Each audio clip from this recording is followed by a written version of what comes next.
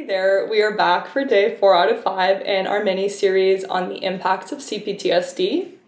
And today we'll be looking more closely at challenges with trust and intimacy in relationships. Yesterday we talked about polyvagal theory and the impacts of living with a chronically hyperactivated nervous system. The struggles that trauma survivors experience in relationships are in large part due to the same thing, our nervous system's conditioned to being chronically on the defense. As humans, face-to-face interactions are usually what helps us reground and regulate our nervous system, but this is often a major trigger for trauma survivors. Bringing in another quote from Stephen Porges, this is page 112 of Polyvagal Theory. Porges tells us that when we are stuck in states that don't promote social interaction and a sense of safety, individuals develop complex narratives of why they don't want to socially interact and why they don't trust others. These narratives provide an interpretation of their visceral, physiological feelings. Basically, our body reacts to our environment and the people around us first, and then our thinking mind comes up with a story to explain away the way we're feeling.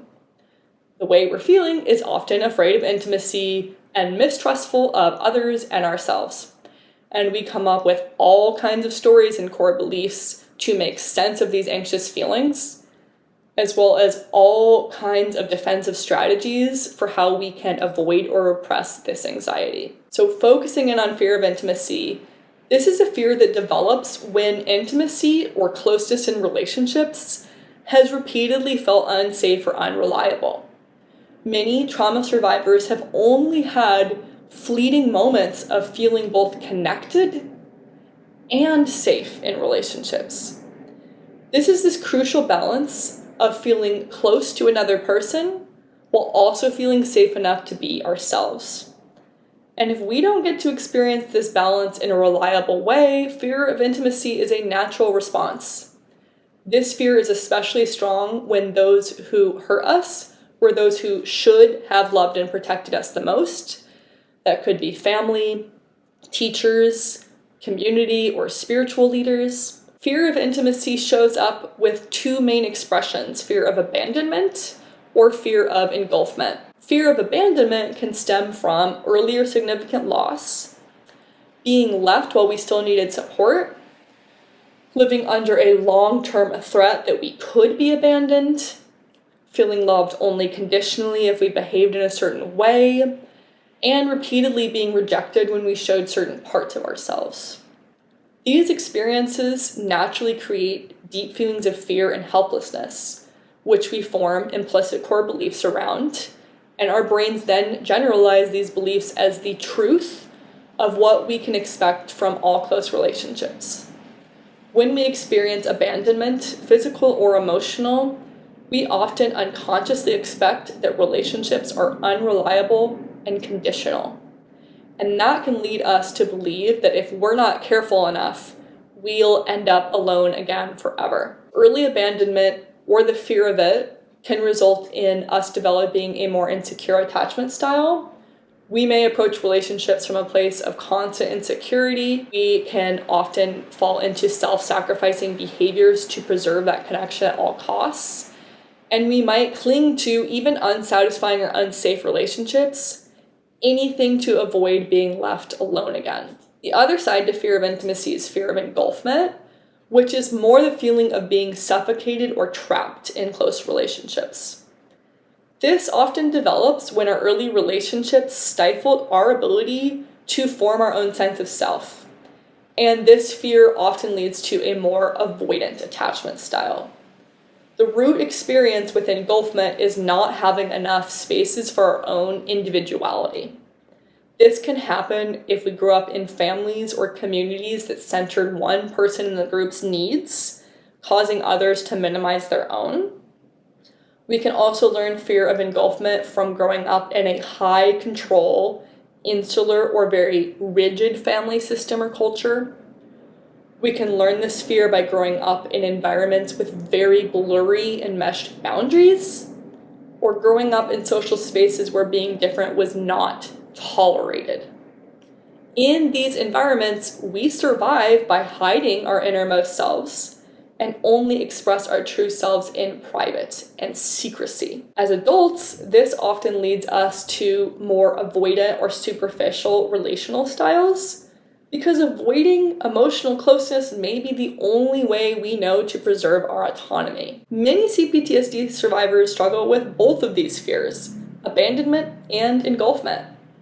But behind all of this fear and defensive behavior lies a deeper truth, that what we most fear is also often what we most desire. Intimacy, while deeply triggering, is often our greatest unmet need. In trauma therapy, we use a Buddhist metaphor of the hungry ghost, which is this sense of deep yearning, like an unfillable void within us. I definitely felt that. I remember feeling this almost like hole in my chest that had been carved there from all of the love that I was missing and longing for. And feeling into my need for love and connection was overwhelming. That can bring in feelings of powerlessness, shame, fear, rage. To cope, we may then repress our need for love and connection to avoid feeling that inner emptiness. Most of us deal with this suffering by trying to shut it out. Some of the most common ways we see trauma survivors cope with their fear and desire for intimacy include the following. We may cope by withdrawing as much as possible from the outside world and limiting our contact with others. We may spend a lot of our time dissociated, losing ourselves in work, intellectual pursuits, or fantasy worlds through video games, social media, or books. Others of us may cope by overworking in our relationships as a means of earning love. We try to forget our own needs, become more generous, selfless, or unconditionally loving. If we're doing that, we're probably over-assuming responsibility for others, focusing all of our attention on them as a means of avoiding our own life and feelings, and trying to make ourselves indispensable to other people. Some of us also avoid the panic of being alone by trying to never be alone. We can end up absorbing other people's feelings and desires, becoming very passive about our own impulses and desires, letting others dictate our life direction, anything so that we aren't alone and have other people around us as much of the time as possible. Others of us may cope by creating a mask or a false self that has earned us social approval. The issue with this mask is we can get lost behind it and lose our sense of having a true self. And engaging with others with this mask always on leads to more superficial relationships that are often based more on control and power games than they are on reciprocal love. Others of us may cope by seeking safer forms of intimacy, like physical intimacy, instead of emotional closeness, because that may allow us to feel more in control. However, this can lead to a cycle of craving more and more physical intimacy, or really brief, intense emotional experiences that cover up our loneliness, but long-term don't actually leave us satisfied or meet our true need. Others of us, those who may have been repeatedly hurt or rigidly controlled, may become stuck in depression and stagnancy. We may reject other people helping us. We may reject any solutions to our problems, because our stuckness may actually be our way of rebelling. It's our way of showing the other person how deeply they have hurt us, a quest for accountability. And finally, some of us build our adult lives around rigid order and correctness, trying to do everything right and submitting to strict ideals or authority figures. These external structures give us a sense of control and mask the internal chaos and fear that we feel left over from early unreliable relationships. Before I started therapy, I alternated between almost all of these coping strategies. I wanted more than anything to be seen and loved. And I was also majorly self-sabotaging and would run away from anybody who was secure and stable enough to give me that. So much of healing from trauma means learning to tolerate the overwhelming mix of both wanting and fearing intimacy. Especially if we experienced our trauma in childhood, at that time, we may truly not have been able to withstand our pain and fear when we first experienced it. After all, as children, we rely on adults to help us learn how to regulate our emotions, to ride out our emotions without reacting to them. If we never got this support, or if the adults that were supposed to help us regulate were the ones hurting us, we may never have gotten to the other side of these painful feelings. So despite all of the intellectual progress and all of our technology, we have to remember that at the end of the day, we are mammals. We depend on relationships to survive. We need to be parented, be protected, and protect others. Healing from trauma means accepting how deeply we need to be seen and loved to both thrive and survive, and to develop more flexible ways we can meet our needs for connection. Our goal here is to allow ourselves to feel what we need and grieve what we didn't get.